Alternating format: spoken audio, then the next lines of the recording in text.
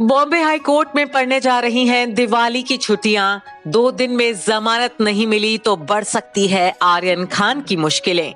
28 या 29 अक्टूबर को नहीं मिली आर्यन को बेल तो सुनवाई के लिए करना होगा 16 दिन का लंबा इंतजार। जी हाँ, क्रूज ड्रग्स केस में फंसे शाहरुख खान के बेटे आर्यन खान के लिए आज और कल यानी 28 और 29 अक्टूबर के दिन अहम दिन है। अगर इन 2 दिन में बॉम्बे हाई कोर्ट ने आर्यन की जमानत याचिका पर अपना फैसला नहीं सुनाया तो फिर स्टार किड को सुनवाई की अगली तारीख के लिए कम से कम 16 रातें जेल में पल पल इंतजार करते हुए ही बितानी होंगी। दरअसल 29 अक्टूबर के बाद बॉम्बे हाई कोर्ट सीधा 15 नवंबर को खुलेगा। हाई कोर्ट में दिवाली की लंबी छुट्टियां पड़ने जा रही हैं। ऐसे में ब्रेक पर जाने से पहले बॉम्बे हाई कोर्ट को आने वाले 2 दिनों में आर्यन की बेल पर फैसला सुनाना ही होगा। बता दें कि जस्टिस नितिन सांबरे की अदालत में बीते 2 दिन से आर्यन खान की जमानत याचिका पर सुनवाई चल रही है।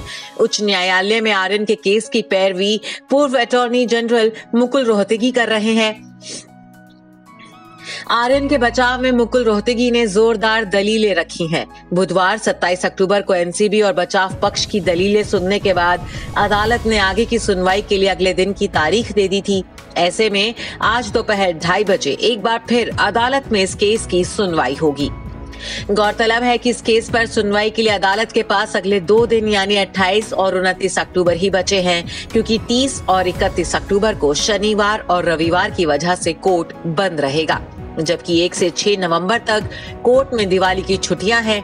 12 नवंबर तक कोर्ट बंद ही रहने वाला है।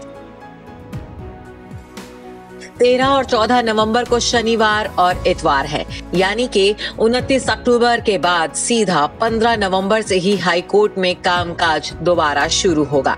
जाहिर तौर पर आर्यन को राहत दिलवाने के लिए उनके वकीलों की फौज के पास सिर्फ 28 और 29 अक्टूबर के दिन ही बचे हैं। अगर इन 2 दिनों में अदालत ने जमानत पर फैसला नहीं सुनाया तो फिर आर्यन की मुश्किलें यूं बढ़ेंगी कि 16 रातें उन्हें जेल में इंतजार करते हुए ही बितानी पड़ेंगी। इस बीच आर्यन खान के वकील मुकुल रोहतगी मंगलवार को ही अपना पक्ष रख चुके थे। बुधवार को अरबाज के वकील अमित देसाई और मुनमुन धमेचा के वकील अली काशिफ खान देशमुख ने अपना पक्ष रखा।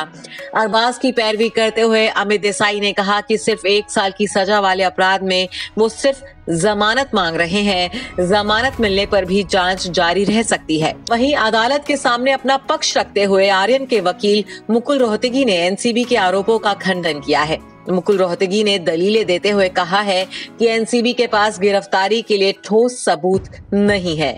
गिरफ्तारी उस अपराध के लिए हुई है जो हुई ही नहीं है। अरबाज के पास से सिर्फ 6 ग्राम चरस मिला था। एनसीबी जिस साजिश की बात कर रही है उसे साबित करने के लिए एनसीबी ने व्हाट्सएप चैट कोर्ट के सामने पेश किए हैं। इन चैट का गिरफ्तारी से कोई लेना देना नहीं है। अब देखना यह है कि आर्यन का इंतजार कब खत्म होता है।